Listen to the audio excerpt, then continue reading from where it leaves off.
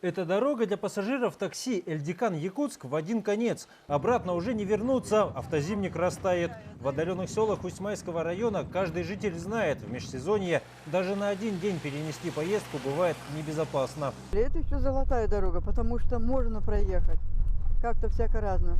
А еще через неделю вот даже здесь уже вообще невозможно будет. В это время года главный враг водителей – яркое солнце. Чем теплее погода, тем быстрее тают дороги. Петр Федоров готовится к тяжелому подъему через перевал. Без цепей на колесах его не преодолеть. В кузове строительные материалы для труднодоступного поселка Солнечный. Вот уже 4-й рейс еду там. В Эльдикан ездил, и вот сейчас в Солнечный 2-й, 3-й рейс еду.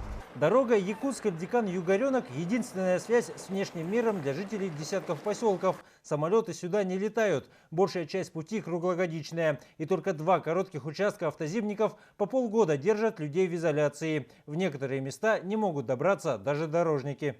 Например, его сделать, у нас нет возможности приехать сюда осенью, летом, чтобы это все, заделать, заровнять. Для дальнобойщика Валерия Хренова закончился рейс длиной в 5 суток. Позади 2600 километров. Все это время кабина КАМАЗа служила дома. Оборудованных стоянок-то у нас по Якутии вообще нет.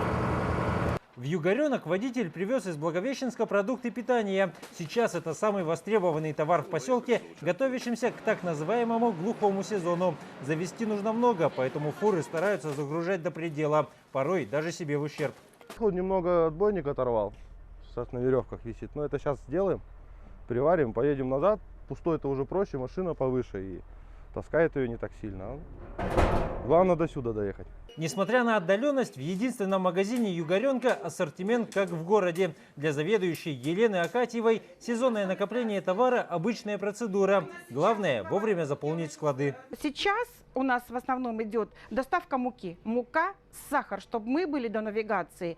То есть вот это у нас все в достатке. Мы работаем так всегда, мы живем так всегда. Беспокоиться о запасах товаров первой необходимости жителей научила двухвековая история. Даже во времена знаменитого Якутско-Аянского почтового тракта были сезонные перебои. И это при том, что через Юдомский край проходил основной поток грузов в Якутию. Этот берег реки Юдома – Якутия, противоположный уже Хабаровский край. Здесь же проходит граница часовых поясов. И несмотря на то, что административно эти территории разные, их объединяет одна проблема – полное бездорожье. Почтовое отделение Югоренка даже в лучшие дни получает корреспонденцию не чаще 3 раз в неделю. Тем не менее, это единственное место, где связь с Большой Землей стараются не прерывать. Вовремя доставляют пенсию, выполняют платежные переводы. А посылки и письма везут всеми возможными способами. Но все равно люди не остаются отрезаны совсем же. Каждую смену шахтеры золотого рудника углубляются все дальше. На поверхность они доставляют тонны драгоценной руды. Она наравне с россыпями основа экономики горной территории Усть-Майского района. Вот смотрим, кварцевая жила. То, что мы добываем. Руда очень богатая именно в этой точке. Но даже при высоком содержании золотодобытчики работают на грани рентабельности. Большие расходы приходится нести на поддержание жизни в этом отдаленном уголке Якутии. За последние 20 лет здесь разорились сразу несколько приисков, включая один из крупнейших в стране комбинатов Джукжур-золото. 300 машин раньше было у нас. Возили угля по 120 тысяч, сейчас возим по 30 тысяч всего. На этой проржавевшей доске почета бывшего эльдиканского автопредприятия фотография Владимира Бекшанова висела не раз. У водителя с 50-летним стажем свои секреты прохождения тающих зимников. Он одним из последних ставит на ремонт свой КАМАЗ. Дорог нету, все равно как-нибудь ездим потихонечку. Ночами ездим, днем уже не ездим, ночами где подморозить, где что. Ну приходится работать, тут у меня 3 внучки, 2 внука, как, все равно помогать надо. Автозимники не прощают ошибок водителям. Один неверный маневр может парализовать движение на всем участке трассы. Этот трал с бульдозером сошел с дороги и на несколько часов перегородил проезд. Вот так вот подрулил, и вот так вот прямо пошел. Начал тормозить, а это куда.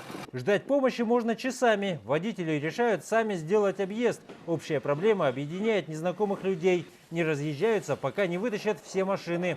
На зимниках действует негласное правило – не оставлять никого в беде. Попадали, что вода большая была, ночевали даже, не могли переехать. Там потом нас трактором перевозили, дергали. Эльдиканский школьный ансамбль «Горение» вернулся с победой из очередных гастролей. Коллектив молодых музыкантов старается как можно чаще выступать за пределами родного поселка. Творческая команда – одна из немногих, которая играет на отдаленных сценах района. Нас хорошо очень принимают везде, в поселках. Любят живая музыка. На ближайшие полгода для них гастрольная деятельность закончилась. Детей лишний раз на автозимники стараются не отправлять. Тем более, когда дороги почти растаяли. Впрочем, машины будут ездить до последнего. Ну, мало ли, причины разные бывают, экстренные, когда хочешь или не хочешь, надо выехать. Дальнобойщик Андрей Скулин собирается в очередной рейс из Эльдикана в Алдан и обратно. Он доставит для старателей новый бульдозер. Отправку техники задержал завод-изготовитель. Теперь исход поездки зависит от мастерства водителя и взаимовыручки на трассе. Для чего повесил на лобовое стекло табличку со своим именем. Для знакомства, чтобы общение было приятно, не спрашивать, эй, кто да как, подошел уже, или Андрей, или Гена, или все равно ближе уже располагает к общению. Дорога из Амги до Югоренка – одна из приоритетных в республике для открытия круглогодичного проезда. Строителям нужно сдать 40 километров на участке Усть-Мая-Амга. Затем ликвидировать 60 километров Зимника Эльдикан-Усть-Мая. Через 2 года обещают закончить только первый этап, который без продолжения для поселков Джубджурской провинции проблему не решит. Дмитрий Макаров, Владимир Ермаков, Вести, Усть-Майский район.